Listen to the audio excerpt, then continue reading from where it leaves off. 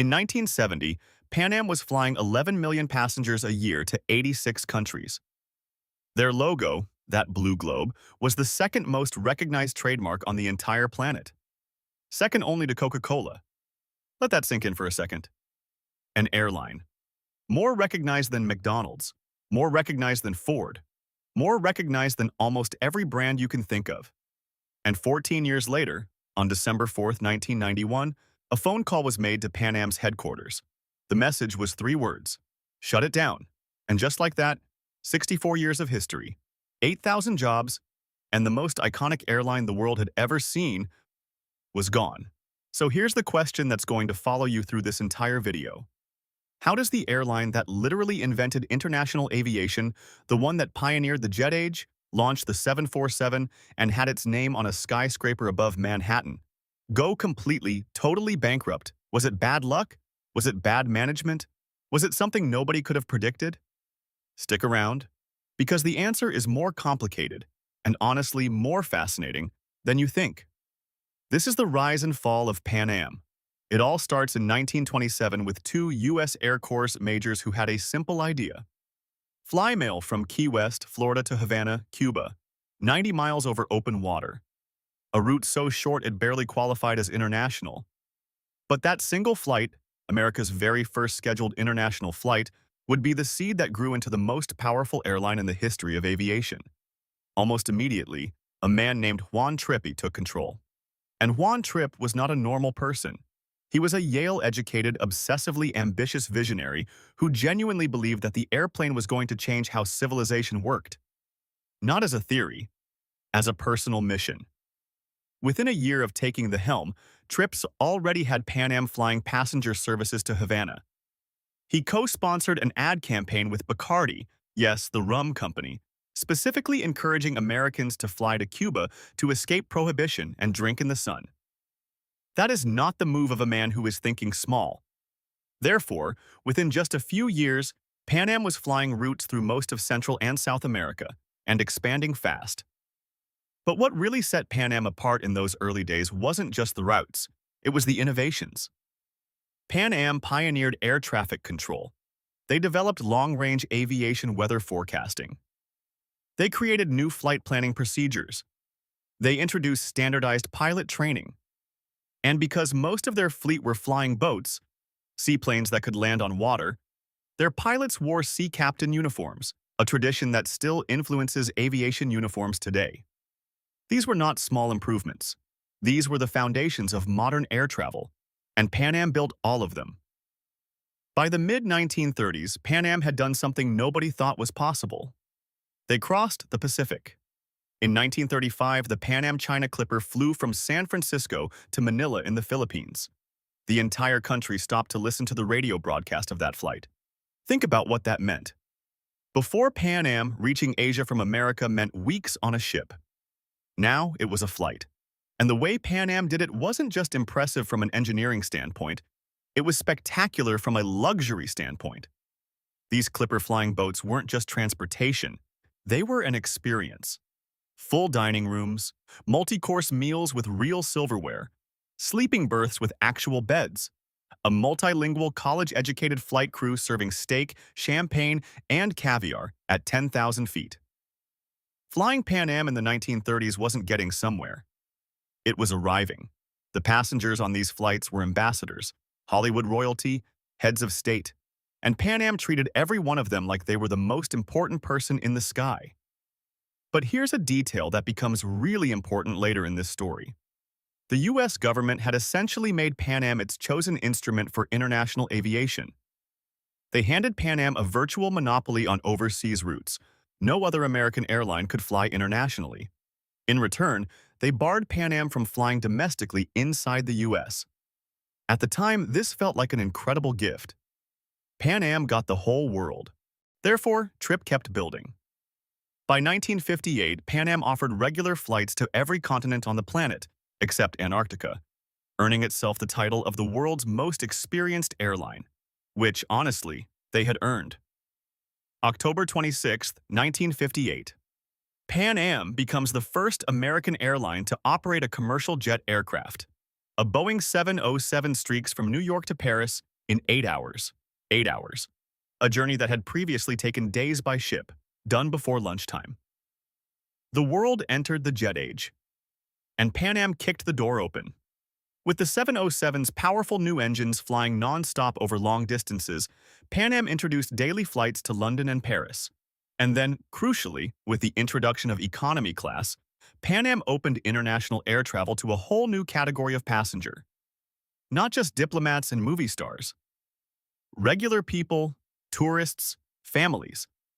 By 1960, PanAm was a billion-dollar corporation with their enormous logo at the top of a brand-new skyscraper in Midtown Manhattan, one of the most recognizable buildings on the New York City skyline.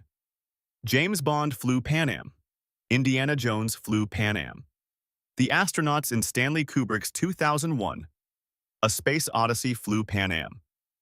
And in 1968, PanAm opened an actual waiting list for commercial flights to the moon. Not a joke. A real waiting list. Over 93,000 people signed up. That is how untouchable PanAm felt in the 1960s. They weren't just an airline. They were a symbol of where humanity was headed. Therefore, heading into the early 1970s, PanAm was at the absolute peak of its power. And then everything started to go wrong. Before we get to the collapse, we need to talk about the decision that triggered it. In 1966, Juan Trippe went on a fishing trip with Bill Allen, the CEO of Boeing. They had a conversation that went something like this. Would you buy it if I built it? Would you build it if I bought it?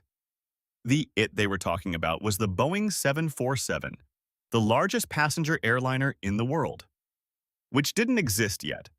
Trippe wanted a plane that could carry 400 passengers. He wanted it to be so big, so efficient, that the cost per seat dropped enough to make international travel genuinely affordable for ordinary people. Boeing agreed to build it. But the price tag was staggering. 25 planes, $500 million total. In 1966 money, an amount larger than Boeing's entire net worth at the time. If PanAm couldn't fill those planes, Boeing went bankrupt. If the planes didn't perform as promised, PanAm went bankrupt. Both companies were betting their entire existence on an aircraft that hadn't been built yet. On January 22, 1970, the Boeing 747 made its first commercial flight. PanAm, New York to London, every seat taken. It was the most important moment in commercial aviation history. But, and this is where the story turns, Trippe had made one massive miscalculation. He assumed air travel would keep growing at 15% every year into the foreseeable future. It didn't. Air traffic started shrinking in 1968, 2 years before the 747 even flew.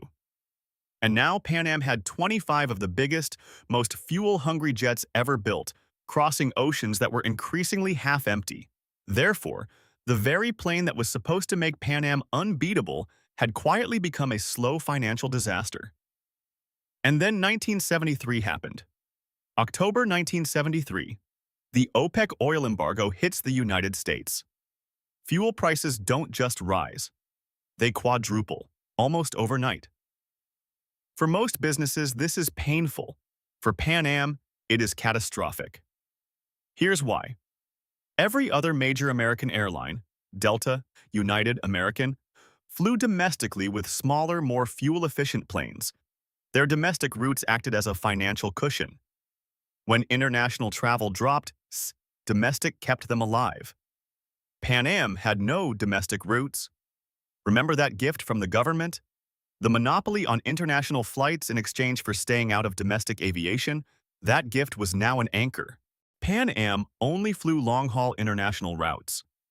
Long-haul routes burned the most fuel, and their fleet was full of 747s, massive 4-engine jets that were, by no stretch of the imagination, fuel-efficient. So you've got enormous planes, burning 4 times more expensive fuel, on routes that fewer and fewer people were booking because the economy was tanking. Between 1969 and 1976, PanAm lost $364 million. They were an estimated $1 billion in debt.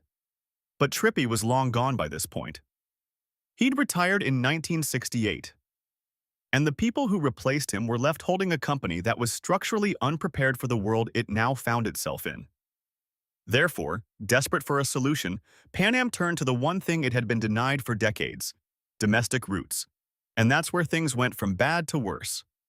In 1978, the U.S. government passed the Airline Deregulation Act, which meant airlines could now fly wherever they wanted. PanAm could finally go domestic. This should have been the move that saved them. Therefore, in 1980, PanAm purchased National Airlines, a domestic carrier based in Miami, for $437 million. The idea was simple. National had domestic routes. PanAm had international routes. Together, they'd feed passengers into each other's networks and finally have the complete operation that PanAm had always been missing. The idea was good. The execution was a disaster.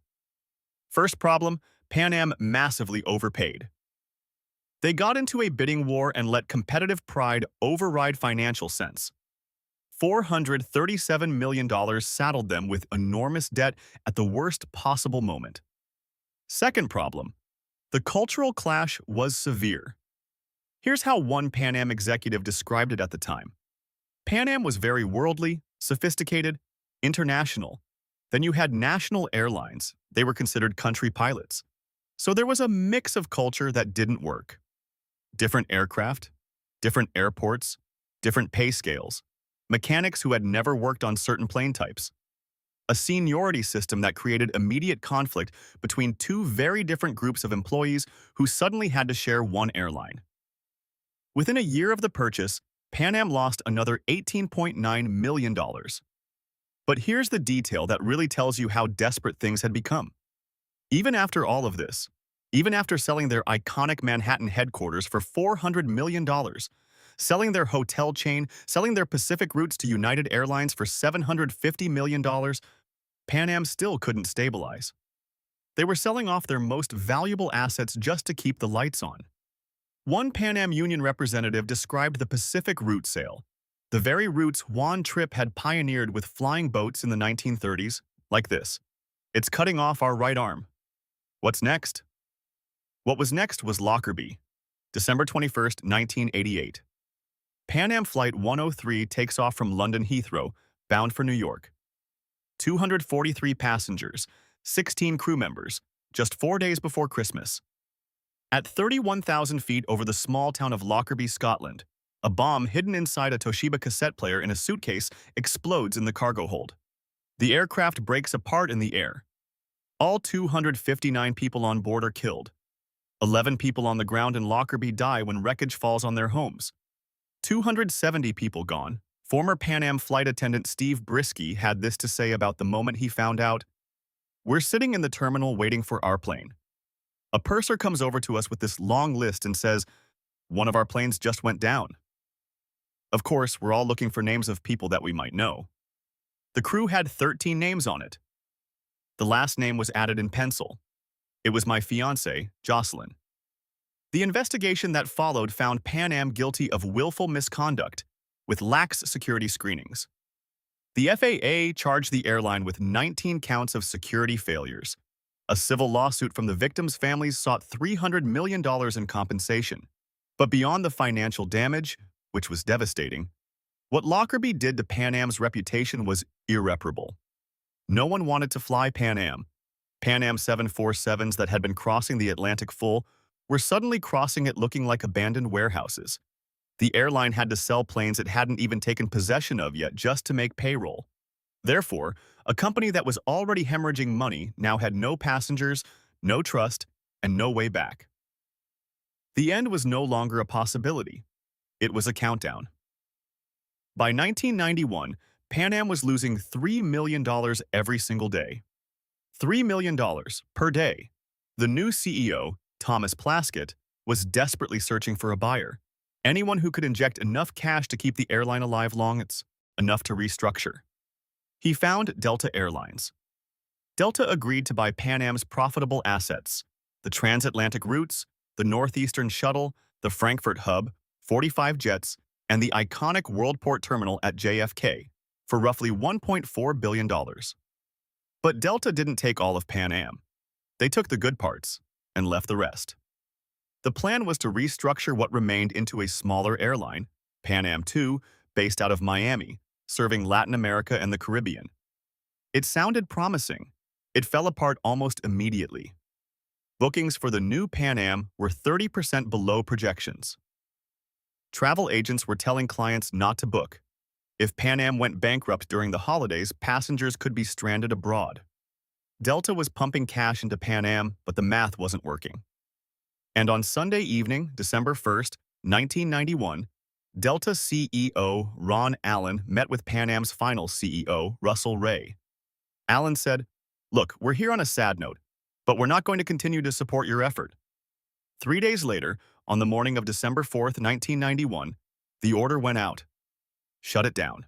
Across the country, PanAm employees showed up to work and found the gates closed. Ticket counters went quiet. Planes sat on the runway with nobody loading them. Passengers who had just boarded a flight to the Dominican Republic were told to get off and take their bags. 8,000 people lost their jobs that day. Many had their pension funds slashed or eliminated entirely. The last PanAm plane in the air was Flight 436. It had left Barbados that morning for Miami, not yet knowing the airline was done. When word came, the control tower asked the pilot, Mark Pyle, an 18-year PanAm veteran, to make one final low pass over the field before landing. A gesture of farewell. On its way to the gate, someone quietly walked out onto the tarmac and removed the PanAm logo from the tail. 64 years, 1 month, 16 days, gone. So now we get to the answer you've been waiting for.